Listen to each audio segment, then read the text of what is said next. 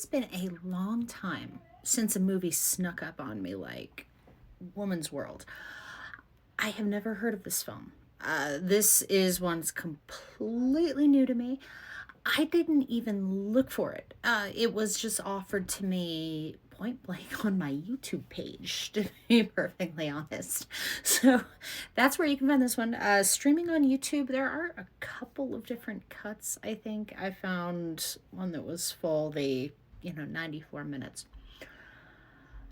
This was a weird one. This was very much a weird one.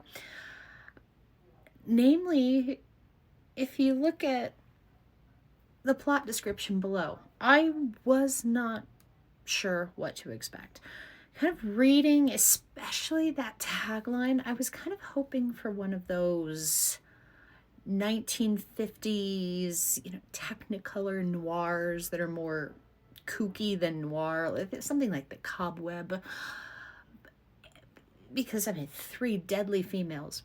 But alas, this is a domestic drama. And apparently, they had no idea how to market. Quick plot synopsis here. The plot revolves around three couples who are brought to New York City in hopes of the male half of the couple taking on a recently vacated vice president's role at an auto company. Cast is impressive. Up here we have Van Heflin and Arlene Dahl. The other couples are June Allison, Cornell Wilde, and then Fred McMurray and Lauren Bacall. And then the always delightful Clifton Webb pops up as the head of the auto company. And this is one of those films that it's tough to know what to do with, especially in terms of 2024. If you go through and read the Letterboxd reviews on this one, you get very much a vibe that says, oh, the 50s.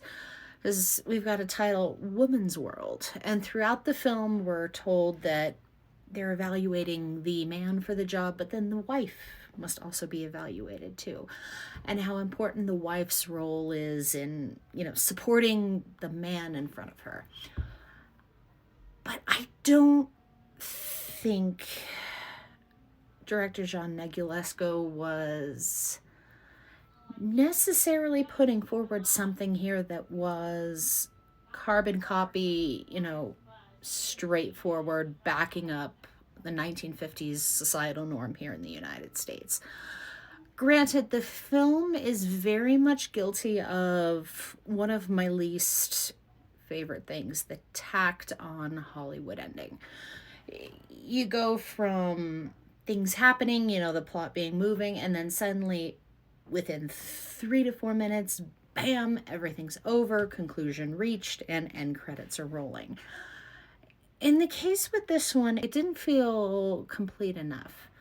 I wanted more closure. I wanted more kind of deep dives in with these characters.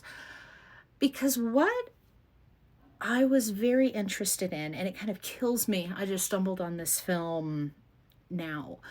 In my college years, one of my favorite things to study was the role of women and kind of the development of feminism and the move away from the popularized kind of sitcom culture in the United States in the 1950s.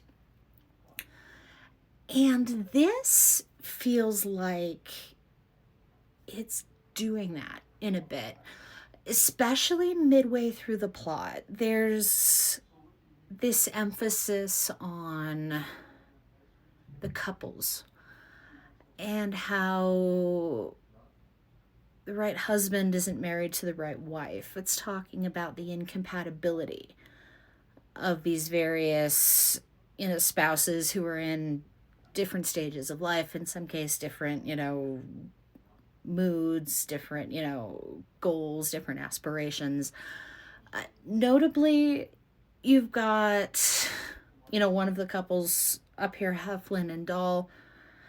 Dahl's very much the go-getter. She's almost kind of the type that they're referencing down here, the three deadly females. She's very much the pusher, to use the Mean Girls term.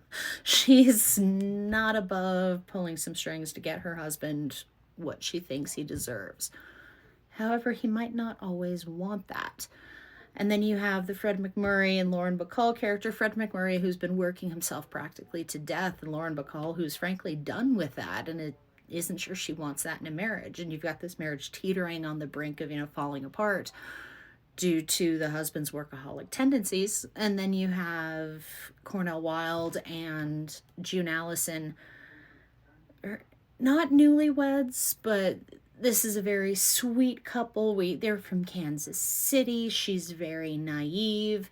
She plays very much a sweetened version of kind of her Jo March in 1949. She's very aw shucks June Allyson. There's not an emphasis in this one on these couples as, these women pushing these, supporting these men and moving them towards this position. There's an analysis of these couples, the lack of communication, the fact that not everybody is moving towards the same goal. And there's a scene in the middle that Clifton Webb gives that's kind of a very clear-eyed breakdown analysis of this. And it seems like the film is taking a bit of a jab at the 1950s in that respect. That communication maybe between husband and wives were not, where it could be. People were not working together. We were more peddling to keep up with the Joneses rather than building a marriage. The focus wasn't where it should be. And I thought it was a very clear-eyed but kind of sneaky takedown of the 1950s, and I really liked that. This, of course, has that Nagy Lesko style, that beautiful, you've got beautiful 1950s Technicolor hair. Everybody looks amazing. My gosh, Lauren Bacall looks incredible. The fashion in this is you've got 1950s circle skirts to end circle skirts. Fred MacMurray also, I love old Fred MacMurray prior to swinging to Disney and my three sons. He's not quite as divisive here as he's played in other movies, but you can very much see him in his rougher, more abrasive, happy place that he was in before he turned into America's favorite Disney dad. Fred MacMurray, prior to Disney, turning to Disney, one of my favorite career rewrites of all time. But in the grand scheme of things, this one isn't going to be a rewatch. And this is a domestic drama that I'm not entirely sure wanted to be a domestic drama. Classic Hollywood people, if you're invested in these stars, it's definitely one to check out. I am always a fan of Van Heflin, and I liked him here. He gets some very interesting work to do. Fred Murray as well. Very much a waste of Clifton Webb, and I did not think that was even possible. But in the grand scheme of things, this was fine. If you like lightly soapy domestic dramas, this is, right up your alley. It is streaming I found this most easily on YouTube. Like I said, I did find a couple of cuts, but I've not seen this anywhere else. I hadn't even heard of this one prior to last night.